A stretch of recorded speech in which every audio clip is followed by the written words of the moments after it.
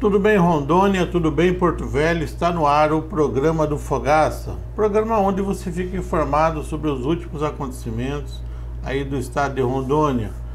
A gente já começa aí mostrando um boletim de domingo ainda, aí da Secretaria Estadual de Saúde em parceria com a Gevisa. Lembrando que nesse domingo, dia 17, foi divulgado os seguintes dados para o estado de Rondônia. Casos confirmados de coronavírus no estado de Rondônia, 1.963 casos. Lembrando que 738 pacientes estão curados, graças a Deus. Óbitos, aumentou bastante os óbitos, veio para 74 pessoas vieram a óbito já com coronavírus no estado de Rondônia. Pacientes internados na rede pública de saúde, 148 pessoas. Pacientes internados na rede particular, 75 pessoas. Pacientes internados na rede municipal, 5 pessoas. Testes realizados aí no estado de Rondônia, 8.261 testes realizados. Aguardando o resultado do LACEN, 465 pessoas então aguardando o resultado. Confirmados dos 1.963 casos aí, dividido por municípios, são o seguinte: 1.509 na cidade de Porto Velho, 152 na cidade de Ariquemes, 47 na cidade de Ji-Paraná, 36 na cidade de Guajará-Mirim, 29 na cidade de Cacoal, 21 na cidade de Urupá, 20 em Candeias do Jamari, 19 em Ouro Preto do Oeste, 15 em Vilhena, 13 em Mirante da Serra, 10 em Rolim de Moura, 7 em Cujubim. As cidades de Alto Paraíso, Buritis, Nova Mamoré e Primavera de Rondônia, todas apresentam 5 casos. As cidades de Alto Alegre dos Parecis, Governador Jorge Teixeira, Pimenta Bueno apresentam cada cidade apresenta 4 casos cada um. As cidades de Espigão do Oeste, Nova Brasilândia, Alvorada do Oeste, Itapuã do Oeste, Machadinho do Oeste, Novo Horizonte, Santa Luzia, Teobron e Vale do Anari e Rio Crespo, todos têm 2 casos cada cidade. As cidades de Cacaulândia, Alta Floresta, Campo Novo, São Felipe do Oeste, São Miguel do Guaporé e Presidente Médici, cada um apresenta 1 caso em cada uma dessas cidades. No domingo 17 foram confirmados 47 novos casos de coronavírus ou Covid-19 em Rondônia. Desses 35 casos, desses 47 casos, 35 foram em Porto Velho, 3 em Ariquemes, 3 em Guajará-Mirim, 2 em Candeias do Jamari, 2 em Alta Floresta, 1 em Cujubim e 1 em Presidente Médici. A Secretaria Gevisa, juntamente aí com a Secretaria Estadual de Saúde, ela esclarece que devido à estabilidade do sistema SUS, não foi possível a atualização dos dados de diversos municípios e por esse motivo a quantidade de pacientes recuperados permanece o mesmo na edição anterior. Então deve ter mais pacientes que foram recuperados.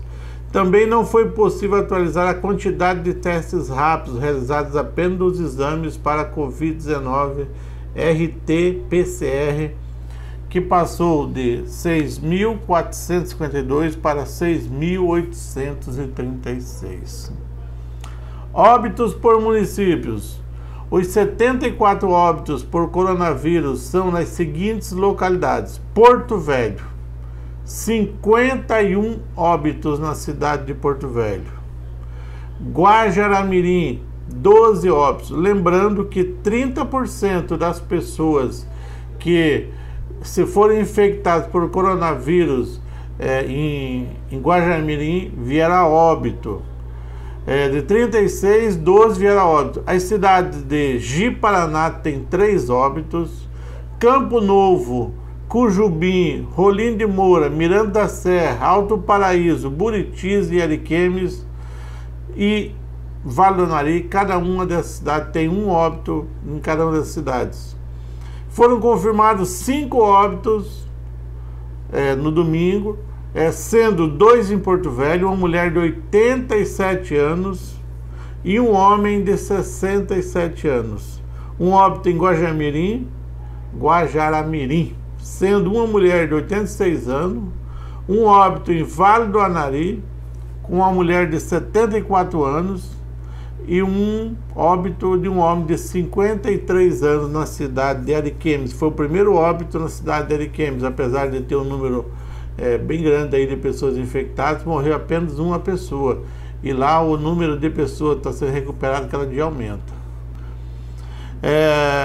Esses foram os dados do dia 17, no domingo. Lembrando que o programa como é gravado, então não consegue atualizar os óbitos aí, as pessoas infectadas, curadas, recuperadas, aonde estão internados em tempo real. Infelizmente aí o governo do estado não está divulgando mais aonde que essas pessoas estão internadas, mas a gente continua aqui, levando informação a você de todo o estado de Rondônia que nos prestigia aí através das TVs aqui em Porto Velho, 2 canais de televisão, as pessoas também aí de Ji-Paraná, Ouro Preto, Presidente Médio através da TV Gazeta, e a todos vocês aí que nos assistem também através das redes sociais. A gente volta já, daqui a pouco a gente já vai assistir aí a coletiva do secretário, onde ele passa algumas informações, onde ele fala também aí dos 100 mil testes que acabaram não chegando aqui no estado de Rondônia. Os testes para Covid-19, foi gasto aí 10 milhões e meio, mas até o momento não chegou esses testes.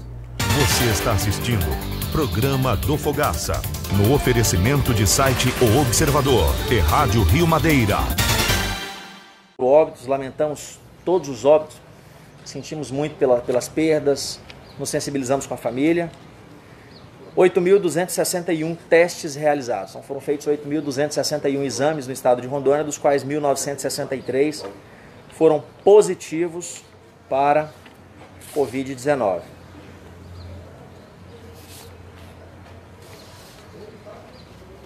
Desses 228 pacientes internados, nós temos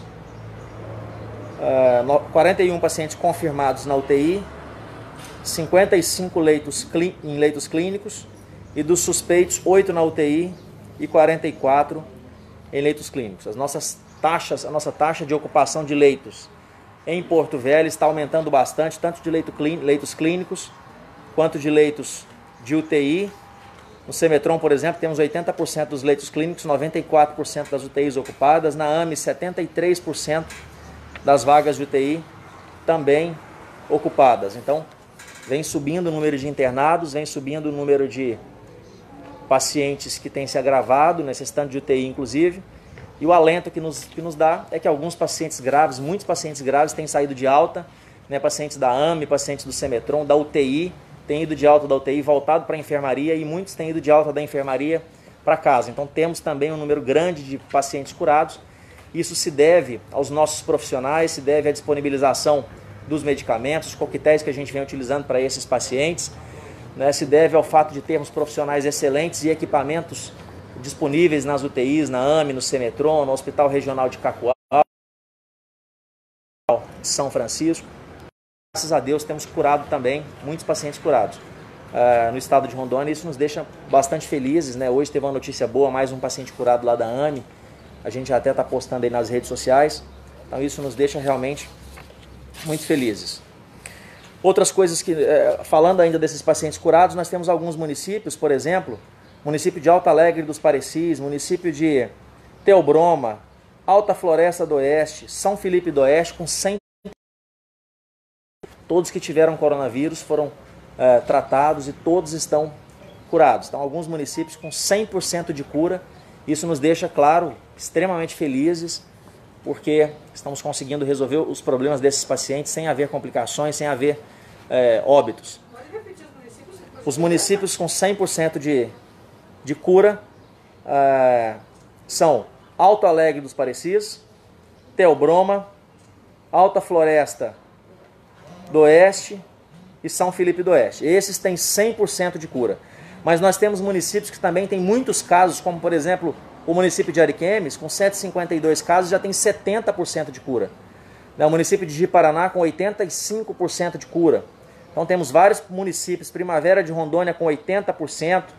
Temos ainda o município de Espigão e Nova Brasilândia, eu esqueci desses dois. Espigão e Nova Brasilândia também com 100% de cura. Vou repetir os municípios onde temos 100% de cura. Alto Alegre dos Parecis, Espigão do Oeste, Nova Brasilândia, Theobroma, Alta Floresta do Oeste e São Felipe do Oeste. A gente tem que passar esses dados também para mostrar um alento para a população que que essa doença tem cura, que muitas pessoas estão saindo bem, estão sendo curadas e livres desse mal, dessa enfermidade. Quanto aos nossos servidores,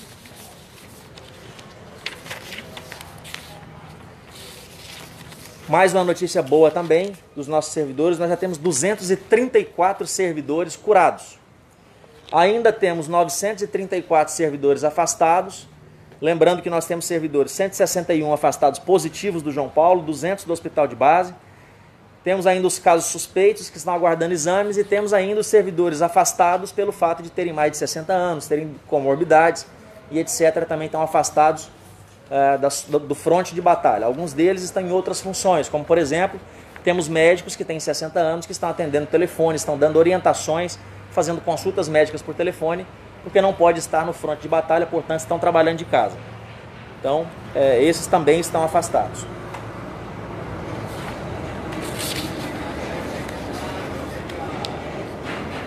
Algumas notícias boas que nós temos para dar é que nesse fim de semana, havia uma promessa do ministro Tait, Nelson Tait, desde a terça-feira ligou para o governador, ligou na segunda-feira da semana passada para o governador e falou que viria a Rondônia. Acabou que não conseguiu vir, até saiu do ministério, mas ele deixou uma promessa de que no domingo ele entregaria ventiladores para a gente, ventiladores do Ministério da Saúde. Não são aqueles 30 que nós compramos, não. São do Ministério da Saúde. E aí na terça ou quarta-feira, ele confirmou com o governador que iria mandar e logo em seguida, no dia seguinte ou 2 dias depois, ele acabou pedindo demissão. Nós ficamos com aquela dúvida se esses ventiladores viriam ou não. E graças a Deus, ontem chegaram 20 ventiladores de leito e 5 ventiladores de transporte enviados pelo Ministério da Saúde. Cumpriu a promessa na hora que o governador ficou sabendo. O governador Marcos Rocha ficou sabendo ontem que esses ventiladores estavam vindo. Ele mandou a mensagem: olha, o ministro, apesar de ter saído, cumpriu a promessa dele, o ex-ministro no caso, cumpriu a promessa dele com... O governador já tinha falado com o presidente Bolsonaro e então realmente confirmou, mesmo o ministro tendo saído, o presidente Bolsonaro mandou os ventiladores e nós temos mais um arsenal agora de 20 ventiladores de leito e mais 5 ventiladores de transporte. O que são ventiladores de transporte, secretário? Ventiladores de transporte são aqueles ventiladores utilizados dentro da ambulância para eu transportar o paciente para algum lugar. Por exemplo, o paciente está entubado e eu preciso levá-lo de uma cidade do interior para outra, ou do interior para Porto Velho, ventilador de transporte. Precisa fazer um exame que não faz naquele hospital, precisa de uma ressonância, por exemplo, não tem ressonância nesse hospital, mas o paciente está entubado, está grave, coloca num ventilador de transporte e leva na ambulância até a outra localidade, outro local que ele precisa ser transportado. Então nós estamos muito felizes com esses ventiladores que vieram da Presidência da República. O presidente Bolsonaro e o ministro Tait cumpriram o prometido, e vai aumentar nosso arsenal. E muito em breve a gente já estava preparando um espaço para usar ventiladores, não especificamente os do Ministério, mas talvez os que nós tínhamos comprado lá no mês de março. Chegou primeiro do Ministério, vamos utilizá-los, temos alguns ainda de retaguarda e muito em breve a gente vai anunciar um espaço muito bacana que já está sendo preparado para colocar esses ventiladores e funcionar também como uma grande UTI para atender os nossos pacientes do estado de Rondônia. Perguntas? Guajará-Mirim, secretário, continua muito grave, hein? lá. Foi tomada, a gente falou disso sexta-feira, mas foi tomada alguma medida mais, digamos assim, mais eficiente talvez? Ou como é que está essa tratativa do governo do estado com a prefeitura de lá? Nós estamos olhando muito de perto para Guajará-Mirim, contatos frequentes com o prefeito, contatos com o secretário municipal de saúde. Ontem, no domingo, nós passamos boa parte do dia reunidos, uma equipe técnica grande da Secretaria de Estado da Saúde, da AGEVISA, da Secretaria de Planejamento, Orçamento e Gestão, da CEPOG, ainda com o Ministério Público de Porto Velho, 2 promotoras, o Ministério Público de Guajará-Mirim, o secretário municipal de saúde de Guajará-Mirim, tomando várias iniciativas, vários médicos participando, epidemiologistas, a gente entendendo a situação e passando várias orientações, dando um apoio irrestrito aos nossos irmãos de Guajará-Mirim. Agora de manhã, recebi uma comissão de lá também aqui, o deputado Neidson estava presente, falei com o prefeito Noronha agora de manhã, mais algumas coisas, ele nos prometeu inclusive agora, quanto à questão dos pacientes de Guajará-Mirim e Nova Mamoré que estavam vindo para cá fazer hemodiálise e vindo no ônibus e acabou tendo algumas contaminações, então o prefeito acabou de nos falar que hoje ainda ele consegue fechar um hotel aqui em Porto Velho para deixar esses pacientes que vêm amanhã, terça-feira, para eles não ficarem se deslocando, tem risco de ter paciente contaminado, paciente suspeito, junto com paciente que não é Covid, por exemplo, os renais crônicos. Então é uma iniciativa que está sendo tomada hoje, mas nós estamos olhando de perto. Na sexta-feira havia sido solicitado pelo vice-prefeito alguns equipamentos de proteção individual, nós prontamente disponibilizamos para mandar para Guajará-Mirim, mas logo em seguida uns equipamentos deles que já haviam sido comprados chegaram lá, eles também estavam com dificuldade de entrega, como nós temos, e todos os municípios e estados têm essa dificuldade nos prazos de entrega dos equipamentos, mas os deles chegaram e nós acabamos não precisando enviar a nossa ajuda para eles, que já tínhamos nos disposto de imediato. Além disso, treinamentos, o Dr. Sérgio está aqui, nós já articulamos uma videoconferência com alguns profissionais de lá, assim como ontem foi feito um treinamento com 24 novos médicos que estão chegando para o quadro clínico da CESAL, para atender no enfrentamento à Covid, nos nossos hospitais, na nossa rede hospitalar do Estado. E também nesse novo hospital, no Regina Passos, que nós adquirimos, fizemos ainda no sábado, eu e o Dr. Sérgio, uma videoconferência com os médicos de Cacoal, com os médicos do Cosme Damião, Hospital de Base, da AME, passando algumas situações, ajustando protocolos para todo mundo falar a mesma língua, usar o que tem de melhor no mundo no tratamento da Covid. Ontem foi feito um treinamento presencial com esses médicos novos que estão entrando no corpo clínico da CESAL e vamos fazer agora com o pessoal de Guajará-Mirim também essa videoconferência, além de que já tem uma equipe de médicos que vai fazer um treinamento presencial lá, caso haja necessidade, para esses médicos de Guajará-Mirim, né? Então estamos dando esse apoio, a AGEVISA está com um apoio bem importante para eles, de orientações, de fluxos, algumas coisas de coletas de exames também, aumentar o número de pessoas testadas. Já solicitamos à Secretaria Municipal de Saúde de Guajará-Mirim que aumente o número de testados, porque quem coleta o material são as prefeituras, tanto em Porto Velho quanto no interior. Quem coleta o material é a prefeitura, coleta o material do nariz e da garganta, e aí envia para o LACEN.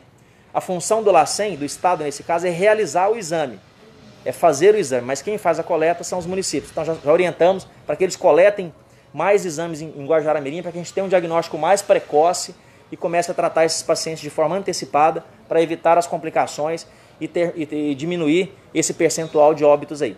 Eu acho que essa ação conjunta do Governo do Estado com a Secretaria Municipal de Guajará-Mirim, a Assembleia Legislativa ajudando também, o Ministério Público participando diretamente junto com a gente, eu acho que a tendência agora é começar a entrar as coisas nos eixos e melhorar. Precisamos desse apoio incondicional e temos que dar esse apoio a esse município que está passando por dificuldades, dar esse apoio aos nossos cidadãos, aos nossos rondonienses e irmãos lá de Guajará-Mirim. Secretário, sobre os kits para testes, chegaram? São 100 mil kits mesmo? Os 100 mil testes ainda não chegaram. Está muito próximo de sair de São Paulo. É realmente meio enrolado isso. Se vocês observarem, quando nós recebemos os testes rápidos do Ministério da Saúde, eles ficaram uma semana no nosso almoxarifado sem poder ser utilizado, porque não tinha registro da Anvisa ainda na época. Então, é uma doença nova, os testes estão chegando em grande quantidade, produzindo, chegaram em São Paulo, tem o desembaraço da alfândega, tem o desembaraço da Anvisa, mas a gente acredita que no máximo em 2 dias esses testes já estarão em Porto Velho. Não tem nada fora do padrão, tem pessoas comentando, tá errado isso, aquilo, não tem nada disso. O próprio do Ministério da Saúde, quando veio, ficou uma semana no nosso almoxarifado sem poder utilizar, e vocês se lembram disso, nós não podíamos nem distribuir para os municípios do interior, porque não tinha registro da Anvisa. É uma doença nova, as fábricas estão produzindo agora esses equipamentos e esses registros têm sido um pouquinho demorados, porque a Anvisa, obviamente, tem que seguir uma série de regras de segurança para não ter prejuízo para a nossa população e nem para o erário.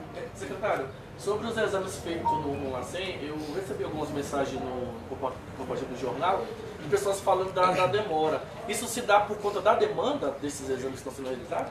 Os exames do LACEN, o prazo exigido pelos LACENs do Brasil inteiro é de cerca de 72 horas. Chegou a amostra no LACEN, em 72 horas essa amostra já foi processada, já tem resultado. Às vezes o que demora, essas mensagens são do interior da capital. Porto Velho. De Porto Velho. Às vezes o que demora para chegar no LACEN, mas de Porto Velho não tem por que demorar. Né? Demora mais do interior. Coleta lá em Chupinguá, até que consegue o deslocamento para poder chegar no LACEN, às vezes demora um pouquinho. Né? Mas chegou no LACEN, geralmente em 72 horas o resultado já sai. E esse é o PCR, é o exame mais fidedigno, não é teste rápido, ele é mais demorado. Mas os municípios de Porto Velho, os 52 municípios, e é a responsabilidade deles a realização do exame, os 52 municípios têm o teste rápido, então eles aplicam o teste rápido. Os municípios coletam as amostras para o teste do LACEN, que é a amostra do nariz e da garganta, isso é função dos municípios, de Porto Velho e do interior, encaminham para o LACEN faz o exame. E os testes rápidos, o Estado doou para os municípios, distribuiu para os municípios, que vieram do Ministério da Saúde, e os municípios realizam. Esse faz com um furinho no dedo, não precisa coletar material da garganta nem nariz, e o resultado sai em 15 minutos. Esse é o teste rápido que todos os 52 municípios do estado de Rondônia têm. Nenhum está faltando. Agora tem requisitos, tem pré-requisitos para a realização. Não pode realizar em qualquer cidadão, porque tem que ter 7 dias de sintomas. A taxa de ocupação dos leitos é alta. Há previsão de abertura de novos leitos e para quando seria esse ano? A taxa de ocupação dos leitos é alta, nós estamos monitorando isso de perto. Graças a Deus chegaram esses ventiladores do Ministério da Saúde, o presidente Bolsonaro e o ministro Tait cumpriram a promessa deles enviando esses ventiladores, e nos próximos dias nós estaremos abrindo então esses novos leitos de UTI. Os leitos clínicos também serão abertos nos próximos dias, como nós estamos vindo anunciando. Está terminando a reforma, está sendo concluída a reforma lá do Hospital Regina Passes. Provavelmente em uma semana, daqui a uma semana, nós já teremos 70 leitos prontos, e depois mais 15 dias, que é o prazo que eles haviam solicitado inicialmente, nós teremos os demais leitos improvisados chegando a 140 lá no Regina Passes. Então nos próximos dias teremos tanto leitos clínicos quanto leitos de UTI. Gente, eu peço licença para o Sérgio Melo, o doutor Sérgio Melo também, que tem colegas que já me pedindo para fazer pergunta para ele, né, secretário? Uma última pergunta para o secretário, sobre então. o treinamento. Só um minutinho. Parabéns pela cidade da reforma do Regina Passes, pela entrevista de sábado ao vivo, eu assisti. Com relação agora ao gabinete de crise, só para registro de informação, como estão os trabalhos, os nomes das pessoas que trabalham, que compõem, você pode dizer, como é que está sendo esse trabalho, o gabinete de crise especificamente? O gabinete de crise, O gabinete de crise existe há alguns meses, trabalha continuamente todos os dias, reuniões diárias, é um trabalho diuturno, na verdade, composto pela Secretaria de Estado da Saúde. São várias pessoas, eu faço parte, a Amanda, o seu Nélio, a Juliane, um grupo grande da Secretaria de Estado da Saúde, um grupo grande da Agevisa, né, a dona Flora, a Vanessa, o Fábio, o Edilson, o Kerry Alisson, é um grupo grande também da Agevisa. O Corpo de Bombeiros, a Defesa Civil, capitaneados ali pelo Major Sanches, mas tem vários, tem alguns cabos, sargentos, tenentes que participam. É um grupo muito grande, que tem reuniões diárias e que trabalha realmente diuturnamente. É um grupo que tem trabalhado muito, muito intensamente. Quem confecciona esses boletins, quem participa de toda essa parte organizacional dessa situação de comando aí da Covid-19, é esse comitê de crise. O gabinete de crise é um gabinete. Trabalham de forma muito boa, a gente tem que dar os parabéns todos os dias para eles que detectam as situações, eles que agem antecipadamente em muitas delas, elaboram os boletins, liberam o número de pacientes curados, investigam tudo isso.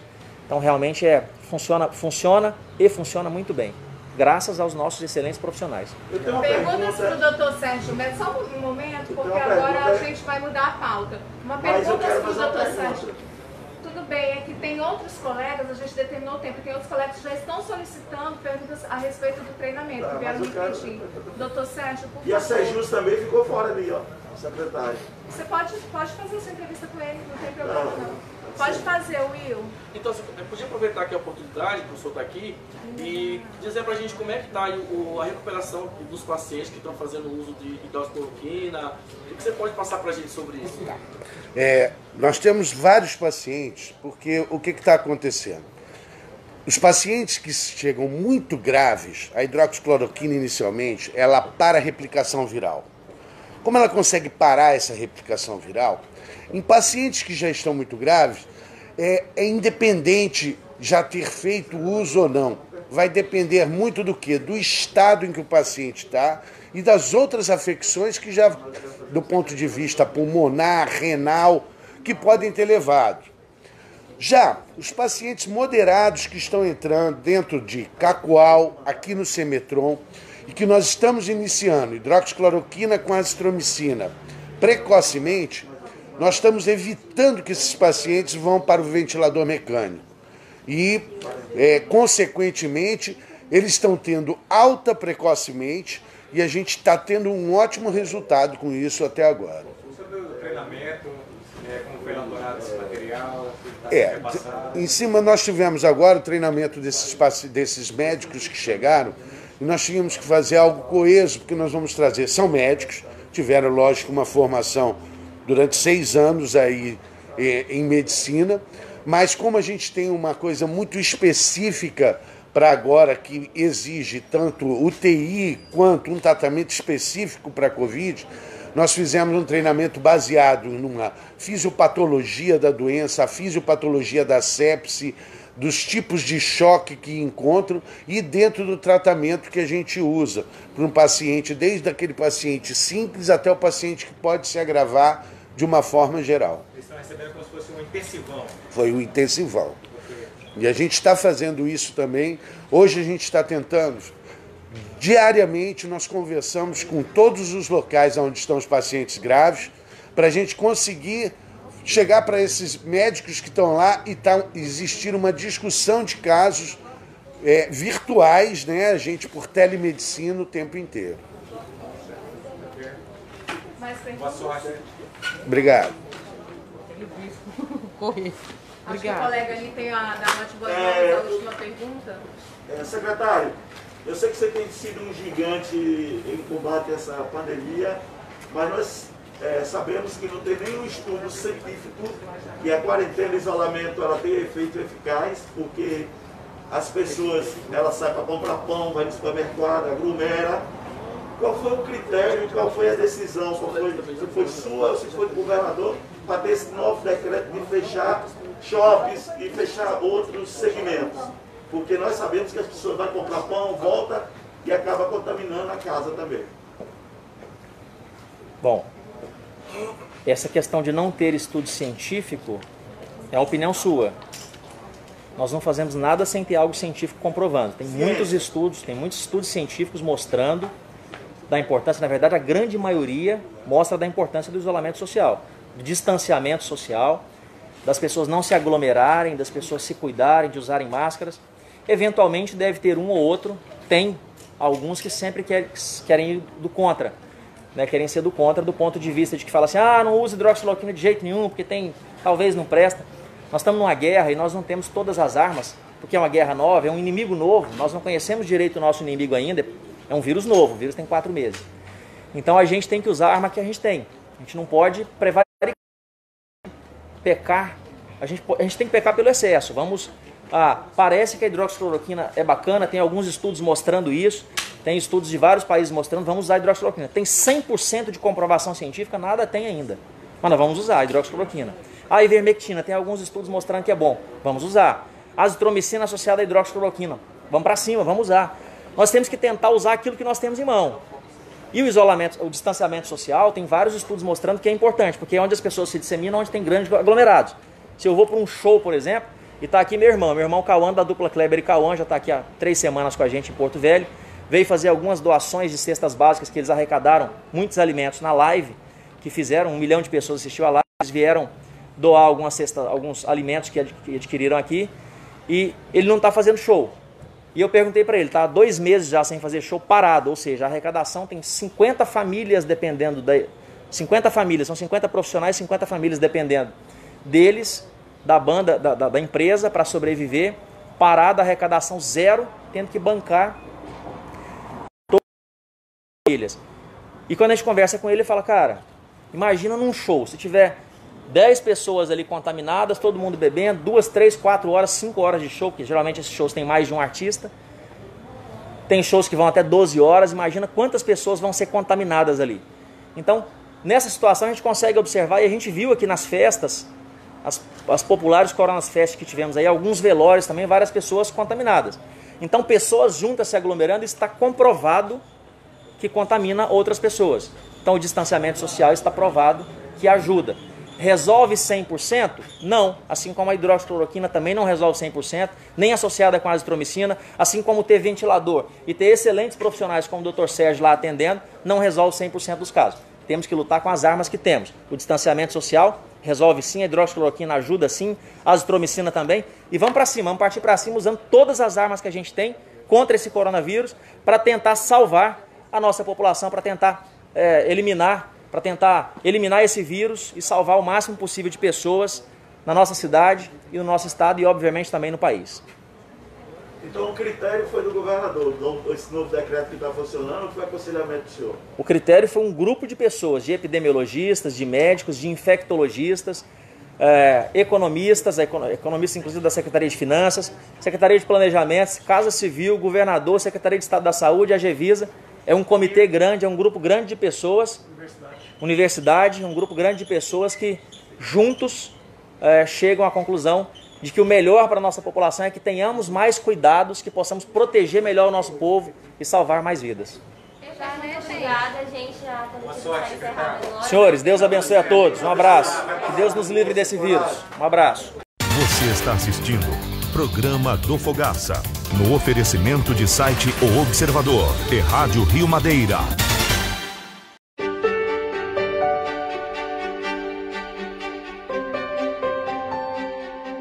Olá, meus amigos. É bem verdade que nós vivemos tempos difíceis, tempos de pandemia. Mas a Prefeitura de Porto Velho não pode parar. E por isso, nós estamos aqui neste momento inspecionando as obras de revitalização da Estrada de Ferro Madeira-Mamoré.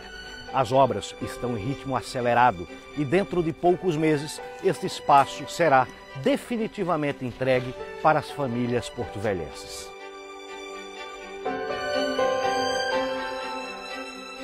Um dos pontos turísticos mais icônicos de Porto Velho está sendo restaurado. A Estrada de Ferro Madeira-Mamoré é um monumento grandioso, cujo patrimônio simboliza um período estratégico da história do Brasil. Depois de anos de abandono e inércia dos antigos administradores da capital, esse que é um espaço que traz orgulho para todo porto-velhense está tomando forma. E sem esquecer a nossa história, a construção antiga vai se harmonizando com a modernidade. Tentando trazer de volta a memória ferroviária ao imaginário popular, aproximadamente 200 operários, entre empregos diretos e indiretos, trabalham incansavelmente nas obras de revitalização da praça. Os trabalhos estão sendo executados em toda a área da praça, que possui cerca de 114 mil metros quadrados, o equivalente a 16 campos de futebol. Dentro de poucos meses, o amor pela Madeira-Mamoré será transformado em orgulho pelo retorno às origens das famílias porto-velhenses.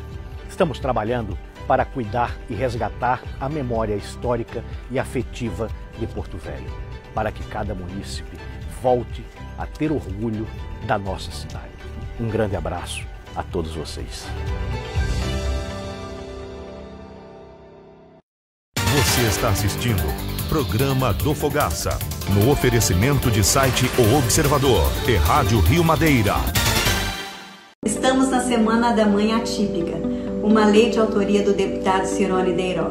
Essa iniciativa busca dar visibilidade às mães que se dedicam integralmente a cuidar dos seus filhos com algum tipo de deficiência. Temos esperança de que essa lei do deputado Cirone Deiró contribua para o surgimento de uma rede de apoio às mães com filhos com deficiência.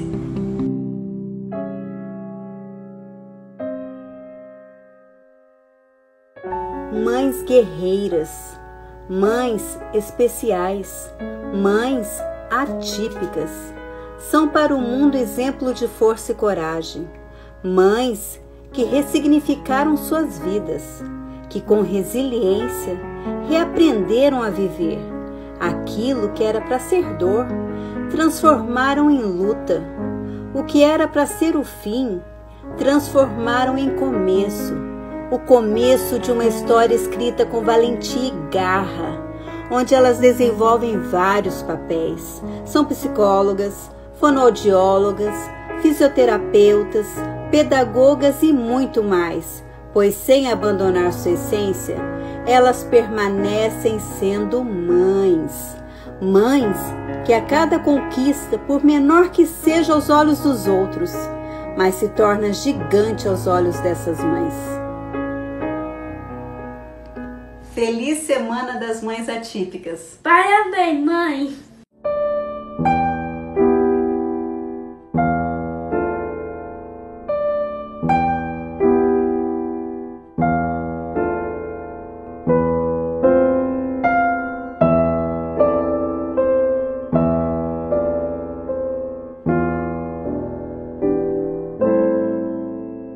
Você está assistindo Programa do Fogaça, no oferecimento de site O Observador e Rádio Rio Madeira. E uma multinacional que fica em Sorocaba, no interior de São Paulo, está produzindo respiradores para reforçar o tratamento da Covid-19 no Brasil. Um óculos que descreve o que é visto em som e auxilia os cegos. E robôs humanoides que andam e interagem. Essa multinacional em Sorocaba, no interior de São Paulo, produz eletroeletrônicos para o nosso dia a dia. Celulares, impressoras, notebooks, mas também se dedica à pesquisa e inovação. E no momento em que a pandemia do novo coronavírus mudou o mundo, a fábrica se adaptou e passou a produzir ventiladores pulmonares mecânicos, fundamentais para o tratamento de pacientes mais graves com Covid-19. A produção começou pequena, com apenas 3 peças dessas sendo produzidas todos os dias. Depois aumentou e agora cerca de 50 ventiladores são produzidos diariamente. E a meta é expandir a fabricação e chegar a 200 ventiladores mecânicos sendo produzidos todos os dias. Hoje a gente está conseguindo produzir e entregar o máximo possível de respiradores para ajudar o Brasil a superar esse momento. A multinacional produz os ventiladores, ajuda na importação de peças para a montagem de equipamentos e conserta respiradores quebrados. Além disso, a empresa criou uma plataforma com cursos online para ensinar os profissionais a utilizar os ventiladores. E aqueles que estão prontos têm um destino certo. São entregues ao Ministério da Saúde, que distribui as máquinas a partir da necessidade das cidades. Quando a gente vê essa produção aqui, a capacidade que eles estão aumentando essa produção rapidamente e com toda a certificação, com toda a qualidade, isso é uma coisa realmente impressionante, positivamente impressionante para o nosso país. A empresa multinacional é uma das beneficiadas pela Lei de Informática. A legislação prevê incentivos fiscais para empresas do setor de tecnologia da informação e comunicação que investam em pesquisa e desenvolvimento. Agora, um grupo de 12 empresas passou a atuar com a fabricação dos respiradores no Brasil. 4 delas devem começar a trabalhar com produção 100% nacional. Teremos soluções a partir da perspectiva de junho, julho, de empresas nacionais colocando produtos nacionais. O que vai criar uma expectativa muito importante do que a gente está chamando de soberania tecnológica. Começa hoje o pagamento da segunda parcela do auxílio emergencial. Quem traz as informações para a gente é a repórter Márcia Fernandes. Oi, Márcia, bom dia. Oi, Renata, bom dia para você, bom dia para todos que nos acompanham. Essa segunda parcela vai ser paga para quem recebeu a primeira parcela até o dia 30 de abril. Esse pagamento começa hoje e continua durante todo o mês num calendário diluído, que é para evitar filas nas agências bancárias e também para evitar sobrecarga no sistema, tanto no aplicativo quanto também no site. Lembrando que hoje recebe os beneficiários do Bolsa Família com NIS final 01. Desde o início, quando começou a ser pago o auxílio emergencial, mais 50 milhões de brasileiros receberam o benefício, foram creditados mais de 35 bilhões de reais para essas pessoas. E olha, um novo lote da primeira parcela do auxílio emergencial também começa a ser paga nessa semana, um novo lote começa a ser pago nessa semana. Vamos ver na reportagem. O novo lote da primeira parcela do auxílio emergencial do governo federal será pago entre os dias 19 e 29 de maio. O benefício inclui mais 8.300.000 pessoas e vai custar 5,3 bilhões de reais. Os beneficiários vão poder escolher entre sacar o dinheiro nas agências da Caixa e lotéricas ou, se preferem, um depósito bancário. As datas foram definidas conforme o mês de nascimento para evitar sobrecarga nos meios digitais e aglomerações nas agências. Agora, nós vamos pagar de acordo com o mês de nascimento. Por quê? Para simplificar, para que as pessoas entendam de uma maneira muito mais fácil quando elas têm o direito de receber. Até o momento, mais de 118 milhões de cadastros já foram recebidos. Destes, 112 milhões foram processados. Mais de 59 milhões foram aprovados. Para quem optar por receber o auxílio pela poupança social digital, a Caixa irá antecipar o crédito da segunda parcela para compras com cartão de débito virtual e para o pagamento de boletos e concessionárias. Essa liberação digital vai de 20 de maio, quarta-feira próxima, até 26 de maio, terça-feira.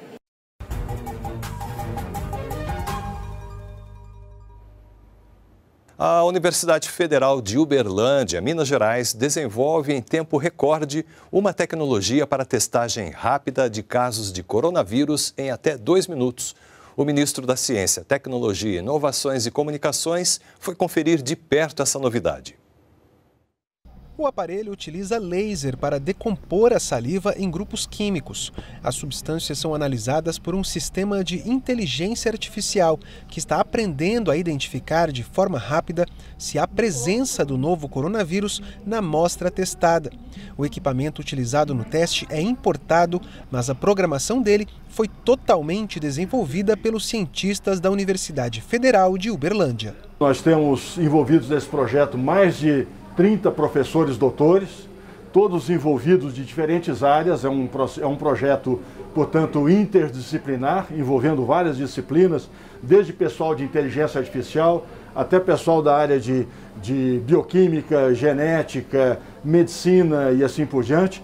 Por causa do risco de contaminação, nós não vamos poder entrar na sala onde está o aparelho. Ali dentro, as amostras são testadas em até 2 minutos.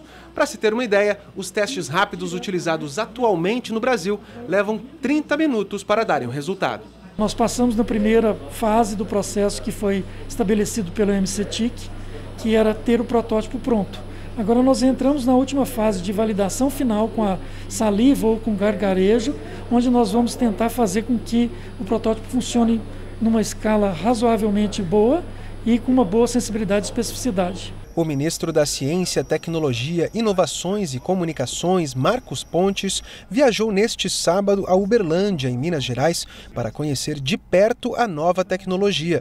Ele destacou a importância de o país desenvolver em pouco tempo um teste rápido para a Covid-19 que dispense a utilização de substâncias reagentes. É importantíssimo o Brasil desenvolver esse tipo de tecnologia. Nós notamos durante a pandemia um problema sério de dependência de insumos, dependência de equipamentos, de tecnologias de outros países. Obviamente isso é uma razão de mercado internacional, mas a pandemia nos ensinou que é importante que nós tenhamos tecnologias estratégicas desenvolvidas no Brasil e nós temos competência de fazer isso aqui. Mais de 500 produtos utilizados no combate ao coronavírus no Brasil tiveram o imposto de importação zerados pelo governo. Quem vai nos falar mais sobre essa medida é a repórter Daniele Popov, que está lá no Palácio do Planalto. Oi, Dani, boa tarde. Oi, Roberto. Boa tarde para você, boa tarde a todos. Olha, em decisão da Câmara de Comércio Exterior do Ministério da Economia, 118 produtos tiveram a taxa de importação reduzida a zero e esses produtos que são usados no combate ao novo coronavírus, dentre eles mais de 80 produtos, medicamentos usados em pacientes que estão no tratamento, pacientes hospitalizados. Essa decisão ela foi publicada no Diário Oficial da União de hoje e agora com isso já são 509 produtos usados aí no tratamento, no combate ao novo coronavírus, que tem essa taxa de importação reduzida a zero. Bem, Roberto, o presidente Jair Bolsonaro, ele comentou essa decisão do Ministério da Economia em suas redes sociais, destacando que essa medida, que abrange antirretrovirais e antivirais, ela deve facilitar estudos no combate ao vírus. Além da taxa zero, o governo tem atuado na isenção de IPI, o Imposto sobre Produtos Industrializados, de itens usados no combate à doença e na simplificação aduaneira para facilitar a entrega, de cargas. Roberto, volto com você. Tá ótimo. Muito obrigado, Dani, pelas informações. Começa hoje o pagamento da segunda parcela do auxílio emergencial e um novo lote da primeira parcela do benefício também sai esta semana. O novo lote da primeira parcela do auxílio emergencial do governo federal será pago entre os dias 19 e 29 de maio. O benefício inclui mais 8.300.000 pessoas e vai custar 5,3 bilhões de reais. Os beneficiários vão poder escolher entre sacar o dinheiro nas agências da Caixa e lotéricas ou, se preferem, um depósito bancário. As datas foram definidas conforme o mês de nascimento para evitar sobrecarga nos meios digitais e aglomerações nas agências. Agora, nós vamos pagar de acordo com o mês de nascimento. Por quê? Para simplificar, para que as pessoas entendam de uma maneira muito mais fácil quando elas têm o direito de receber. Faltam 5 dias para o encerramento das inscrições do Enem, o Exame Nacional do Ensino Médio 2020. Até agora, mais de 3,5 milhões de pessoas se inscreveram para fazer o exame, que tem data marcada para novembro. Para se inscrever, o estudante precisa acessar a página do participante na internet. As inscrições vão até sexta-feira, dia 22. A gente fica por aqui. Você pode nos acompanhar também pelas redes sociais. Até a próxima edição. Tchau!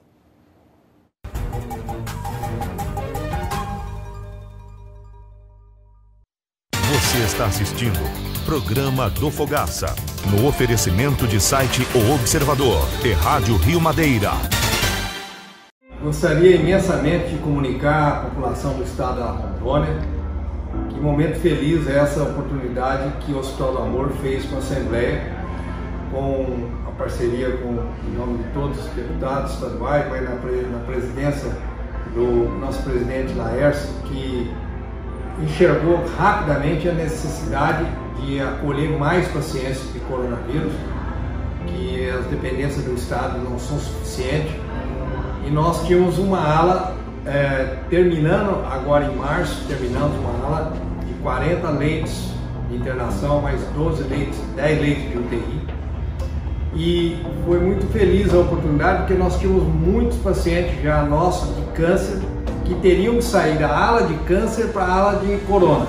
Então nós tínhamos essa ala nova, uma ala foi feita com a emenda dos parlamentares, de todos os parlamentares federais, e essa ala ficando pronta deu para que a gente pudesse pôr para a necessidade dos pacientes de câncer com Covid, e sobrou espaço ainda para colocar os pacientes de Covid do estado, que a Assembleia foi sensibilizada para ajudar a arrumar espaço para isso. Durante os 5 meses, essas áreas vão estar só para corona, sem nenhuma ligação com a área de câncer, mas nenhuma ligação desde a entrada e do meio e do fim. Então, foi um útil e um agradável que deu certo no momento que todos que estão doentes estão podendo ser acolhidos num hospital. Por coincidência, esse hospital é o Hospital do Amor. Vai tratar com amor os mesmos pacientes de câncer com corona, como os pacientes de corona vão ser tratados com a mesma dignidade, com o mesmo amor. Então, estou aqui com o presidente da Assembleia para agradecer a oportunidade dessa aliança que nós fizemos. É isso aí, pessoal. Acho que ficou bem explicado. Doutor Henrique, obrigado aí pela essa parceria. O senhor tem sido um homem que tem ajudado muito o povo de Rondônia. A gente sabe que Rondônia tem um índice muito alto de câncer. O que o senhor fez aqui, está fazendo no estado, só Deus para pagar. E eu estou muito feliz agora porque algumas dúvidas se criaram, que foi a questão de misturar os pacientes, mas muito pelo contrário. É uma ala totalmente separada, como o doutor Henrique disse, e nós ainda vamos usar essa ala para os pacientes de câncer, que vierem a pegar Covid, como já tem, vão ser tratados no próprio Hospital do Amor. Então, a gente está muito feliz disso, muito obrigado e estamos juntos aí. E tudo é um hospital. O hospital é para isso, é para doente. E nós estamos tratando todo tipo de doente. Deus abençoe. Agradeço a todos, amigos da Assembleia, todos os seus parceiros, todos os deputados, pela abertura. Nessa hora, todos são irmãos, todos têm o mesmo direito.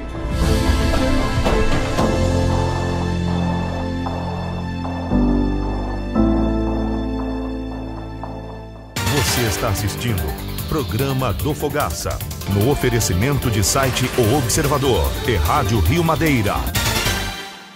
Onde nós estamos recebendo aqui o presidente da Fundação Pio XII, Henrique Prata, acompanhando conosco o senador Assir, que é nosso parceiro, uma pessoa que todo mundo sabe do estima, do carinho, do respeito que eu tenho, e de tantas pessoas que estão conosco hoje, grupo de apoio, grão-mestre da maçonaria, o Tupã, coordenadores.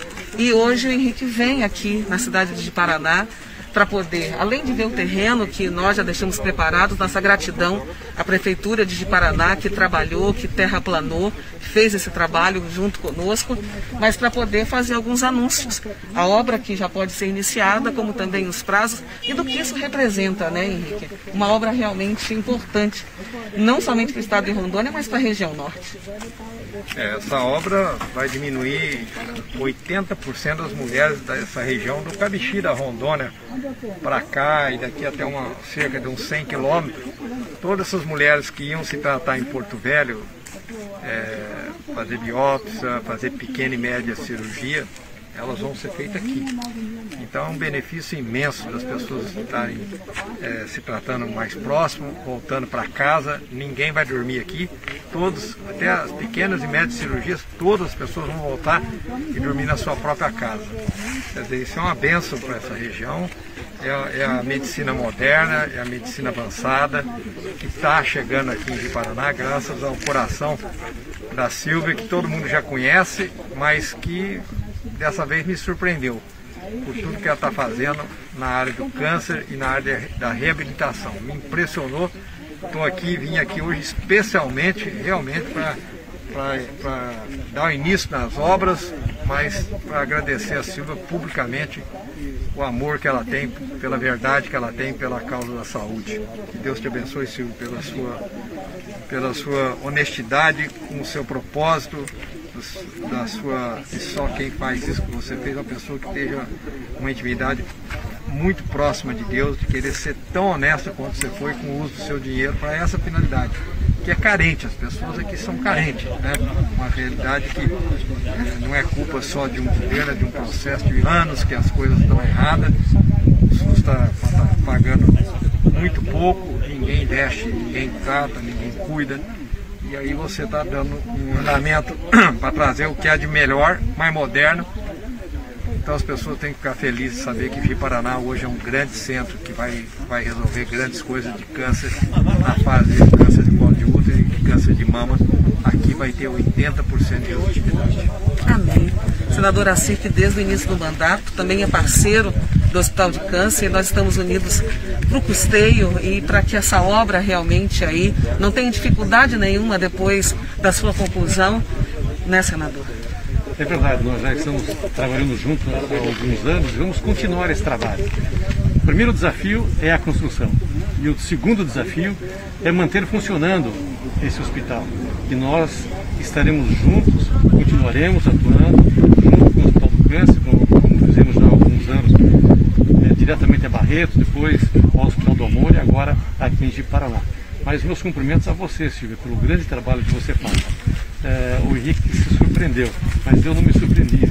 Eu conhecia muito a Silvia já há muito tempo, não só de vereadora, mas trabalhando junto durante muitos anos. Eu sabia do potencial e do compromisso que a Silvia tinha e tem e vai continuar tendo com a sociedade, não só de Ji-Paraná, mas as pessoas que mais precisam do estado de Rondônia, da nossa cidade. São para essas pessoas que nós temos que trabalhar. E é isso que nós fazemos, ajudar as pessoas que têm necessidade, que não têm essa capacidade financeira de pagar um tratamento, de poder viajar para onde tiver atendimento, e trazendo para mais perto da população esse atendimento para aquelas pessoas cometidas do câncer. Então é um trabalho importante, meus cumprimentos e conto sempre com a gente, tanto você, Silvio, quanto você. Você está assistindo Programa do Fogaça, no oferecimento de site O Observador e Rádio Rio Madeira.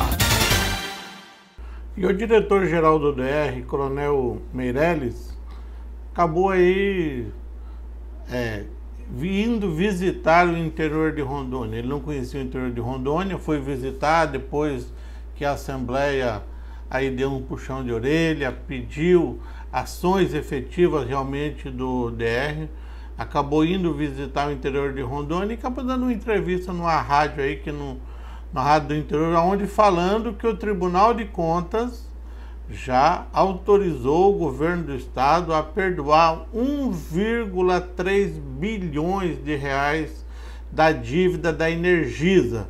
Confira aí como que foi essa entrevista numa rádio do interior de Rondônia. Infelizmente a gente não sabe aonde que foi essa entrevista, mas foi numa rádio do interior de Rondônia. Não conseguimos identificar aqui o locutor, mas foi numa rádio aí. Confira a voz aí do diretor-geral DR, Coronel Erasmus Meirelles.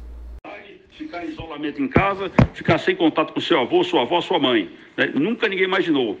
Ou seja, então temos que nos aperceber que essa possibilidade de termos esse acordo com a Energisa aportará ao Estado de imediato 800 milhões. Aí sim teremos rapidamente estradas e outras demandas. Veja bem, a situação ela requer decisões... Esses 800 milhões seria aquela situação em que o Estado tem que dar uma contrapartida de quase 2 milhões, é isso? Não. Isso aí, o próprio Tribunal de Contas já deu ateste, ou seja, quando o Tribunal de Contas ele examina um processo e dá o seu ok, certo? Não, existe toda uma proteção para o Estado, ou seja, o nosso dinheiro ele não será empregado em vão. Mas esses 800 milhões teria uma contrapartida do Estado, ou seja, o Estado abrindo mão, isentando, não? Não, veja bem, o que eu falei é um acordo de relação a multas e juros, né? Então, o principal, ele é resgatado. Agora, veja bem... Mas o senhor, enquanto cidadão, né? Vamos aqui para o cidadão. Não acha injusto, né? A gente abrir mão de parte da dívida que a Energisa tem para com o cidadão. Porque a Energisa deve para o cidadão, não é? O Estado não tem nada, deve para o cidadão. O cidadão, quando deve alguma coisa para o Estado não usa da mesma política. Seria pau que bate em Chico, não bate em Francisco? Bem, em relação à questão de injustiça, você tem que ver como cidadão também a situação em que você está. Veja bem, você que é pai de família está desempregado, certo? E que não consegue emprego em local nenhum. Primeiro, por essa situação de pandemia. Segundo, porque as empresas estão fechadas, né? Nesse caso de injusto ou não injusto, o que é justo para a minha família? É justo que eu tenha uma empresa aberta, que eu tenha condições de ter um emprego e ganhe dignamente o meu salário para sustentar a minha família. Ou seja, justo é isso, no momento. E é claro que temos aí discussões, né, tanto o Tribunal de Contas do Estado, né, técnicos da CEFIM, o secretário Luiz Fernando é um grande conhecedor, né, ou seja, temos que ter essa percepção também. Eu gostaria de pedir aqui ao engenheiro, aliás, ao diretor, né, do DR, diretor-geral do DR, Coronel Meirelles, né, um instante, nós vamos a um breve intervalo e daqui a pouco, depois do intervalo, nós gostaríamos de pedir ao senhor, né, que respondesse ao ouvinte da Mix, né, o que aconteceu na Assembleia Legislativa, né, se existe questões políticas ou se há por trás disso realmente interesse de resolver ou amenizar aquilo que vem a ser de interesse da população rondoniense. Depois do intervalo, o senhor responde, por favor, comandante. Você está ouvindo?